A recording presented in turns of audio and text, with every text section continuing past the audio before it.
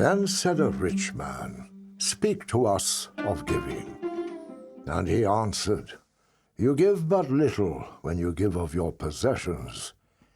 It is when you give of yourself that you truly give. For what are your possessions but the things you keep and guard for fear you may need them tomorrow? And tomorrow, what shall tomorrow bring to the over-prudent dog, burying bones in the trackless sand as he follows the pilgrims to the holy city? And what is fear of need but need itself? Is not dread of thirst when your well is full, the thirst that is unquenchable?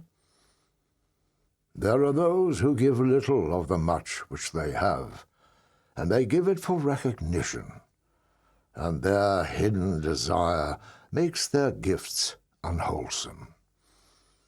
And there are those that have little and give it all. They are the believers in life and the bounty of life, and their coffer is never empty.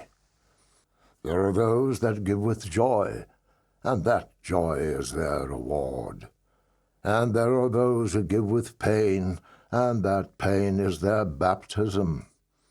And there are those who give and know not pain in giving, nor do they seek joy, nor give with mindfulness of virtue. They give, as in yonder valley the myrtle breathes its fragrance into space. Through the hands of such as these, God speaks, and from behind their eyes he smiles upon the earth. It is well to give when asked, but it is better to give unasked, through understanding. And to be open-handed, the search for one who shall receive is joy greater than giving. And is there aught you would withhold? All you have shall some day be given. Therefore give now, that the season of giving may be yours, and not your inheritors. You often say, I would give, but only to the deserving. The trees in your orchards say not so, nor the flocks in your pasture. They give that they may live, for to withhold is to perish. Surely he who is worthy to receive his days and his nights is worthy of all else from you. And he who has deserved to drink from the ocean of life deserves to fill his cup from your little stream. And what desert greater shall they be than that which lies in the courage and the confidence, nay, the charity of receiving? And who are you, that men should rend their bosom and unveil their pride, that you may see their worth naked and their pride unabashed? See first that you yourself deserve to be a giver and an instrument of giving. For in truth it is life that gives unto life, while you, who deem yourself a giver, are but a witness. And you receivers, and you are all receivers, assume no weight of gratitude, lest you lay a yoke upon yourself and upon him who gives. Rather rise together with the giver on his gifts, as on wings. For to be over-mindful of your debt is to doubt his generosity, who has the free-hearted earth for mother and God for father. Then an old man, a keeper of an inn, said, Speak to us of eating and drinking. And he said, Would that you could live on the fragrance of the earth, and like an air plant be sustained by the light. But since you must kill to eat, and rob the newly born of its mother's milk to quench your thirst, Let it then be an act of worship, and let your board stand an altar on which the pure and the innocent of the forest and plain are sacrificed for that which is purer and still more innocent in man. When you kill a beast, say to him in your heart, by the same power that slays you, I too am slain, and I too shall be consumed. For the law that delivered you into my hand shall deliver me into a mightier hand. Your blood and my blood is naught but the sap that feeds the tree of heaven. And when you crush an apple with your teeth, say to it in your heart, your seeds shall live in my body, and the buds of your tomorrow shall blossom in my heart, and your fragrance shall be my breath, and together we shall rejoice through all the seasons. And in the autumn, when you gather the grapes of your vineyards for the winepress, say in your heart, I too am a vineyard, and my fruit shall be gathered for the winepress, and like new wine I shall be kept in eternal vessels. And in winter, when you draw the wine, let there be in your heart a song for each cup. And let there be in the song a remembrance for the autumn days, and for the vineyard, and for the winepress. Then a ploughman said, Speak to us of work. And he answered, saying, You work that you may keep pace with the earth and the soul of the earth.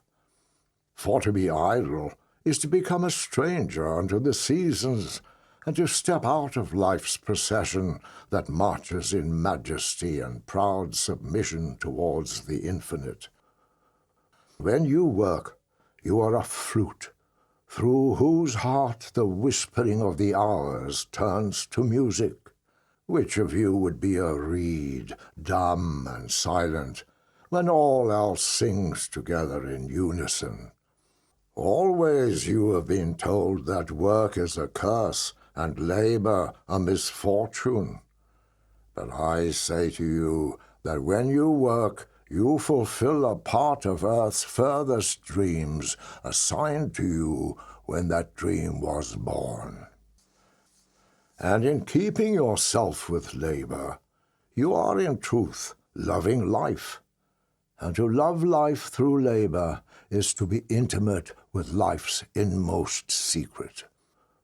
But if you in your pain call birth an affliction, and the support of the flesh a curse written upon your brow, then I answer that naught but the sweat of your brow shall wash away that which is written. You have been told also that life is darkness, and in your weariness you echo what was said by the weary. And I say that life is indeed darkness, save when there is urge. And all urge is blind, save when there is knowledge. And all knowledge is vain, save when there is work. And all work is empty, save when there is love. And when you work with love, you bind yourself to yourself, and to one another, and to God. And what is it to work with love? It is to weave the cloth with threads drawn from your heart, even as if your beloved were to wear that cloth. It is to build a house with affection, even as if your beloved were to dwell in that house. It is to sow seeds with tenderness and reap the harvest with joy, even as if your beloved were to eat the fruit. It is to charge all things you fashion with the breath of your own spirit, and to know that all the blessed dead are standing about you and watching.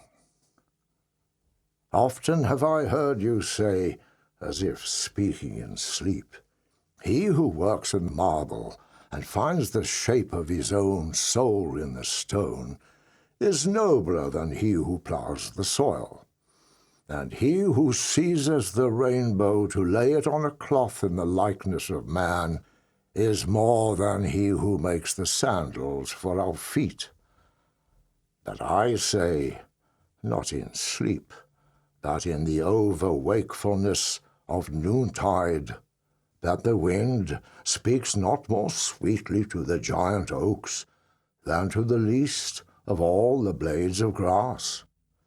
And he alone is great who turns the voice of the wind into a song made sweeter by his own loving. Work is love made visible, and if you cannot work with love, but only with distaste, it is better that you should leave your work and sit at the gate of the temple and take alms of those who work with joy. For if you bake bread with indifference, you bake a bitter bread that feeds but half man's hunger. And if you grudge the crushing of the grapes, your grudge distills a poison in the wine. And if you sing, though as angels, and love not the singing, you muffle man's ears to the voices of the day and the voices of the night. Then a woman said, "Speak to us of joy and sorrow." And he answered, "Your joy is your sorrow unmasked, and the self-same well from which your laughter rises was oftentimes filled with your tears. And how else can it be? The deeper that sorrow carves into your being, the more joy you can contain. Is not the cup that holds your wine the very cup that was burned in the potter's oven? And is not the lute that soothes your spirit the very wood that was hollowed with knives? When you are joyous, look deep into your heart, and you shall find it is only that which has given you sorrow that is giving you joy. When you are sorrowful, look again in your heart, and you shall see that in truth you are weeping for that which has been your delight. Some of you say, "Joy is greater than sorrow," and others say, "Nay, sorrow is the greater." But I say unto you, they are inseparable. Together they come, and when one sits alone with you at your board, remember that the other is asleep upon your bed. Verily you are suspended like scales between your sorrow and your joy. Only when you are empty are you at standstill and balanced. When the treasure-keeper lifts you to weigh his gold and his silver, needs must your joy or your sorrow rise or fall. Then a mason came forth and said, "Speak to us of houses." And he answered and said, "Build of your imaginings a bower in the wilderness ere you build a house within the city walls. For even as you have homecomings in your twilight, so has the wanderer in you the ever-distant and alone. Your house is your larger body. It grows in the sun and sleeps in the stillness of the night. And it is not dreamless. Does not your house dream? And dreaming, leave the city for grove or hilltop? Would that I could gather your houses into my hand, and like a sower scatter them in forest and meadow. Would the valleys were your streets, and the green paths your alleys, that you might seek one another through the vineyards, and come with the fragrance of the earth in your garments. But these things are not yet to be. In their fears your forefathers gathered you too near together, and that fear shall endure a little longer. A little longer shall your city walls separate your hearths from your fields. And tell me, people of Orphalese, what have you in these houses, and what is it you guard with fastened doors? Have you peace, the quiet urge that reveals your power? Have you remembrances, the glimmering arches that span the summits of the mind? Have you beauty that leads the heart from things fashioned of wood and stone to the holy mountain? Tell me, have you these in your houses? Or have you only comfort and the lust for comfort, that stealthy thing that enters the house a guest and then becomes a host and then a master? Aye, and it becomes a tamer, and with hook and scourge makes puppets of your larger desires. Though its hands are silken, its heart is of iron. It lulls you to sleep, only to stand by your bed and jeer at the dignity of the flesh. It makes mock of your sound senses, and lays them in thistledown like fragile vessels. Verily, the lust for comfort murders the passion of the soul, and then walks grinning in the funeral. But you, children of space, you restless in rest, you shall not be trapped nor tamed. Your house shall not be an anchor, but a mast. It shall not be a glistening film that covers a wound, but an eyelid that guards the eye. You shall not fold your wings that you may pass through doors, nor bend your heads that they strike not against a ceiling, nor fear to breathe lest wall should crack and fall down. You shall not dwell in tombs made by the dead for the living. And though of magnificence and splendor, your house shall not hold your secret, nor shelter your longing. For that which is boundless in you abides in the mansion of the sky, whose door is the morning mist, and whose windows are the songs and the silences of night.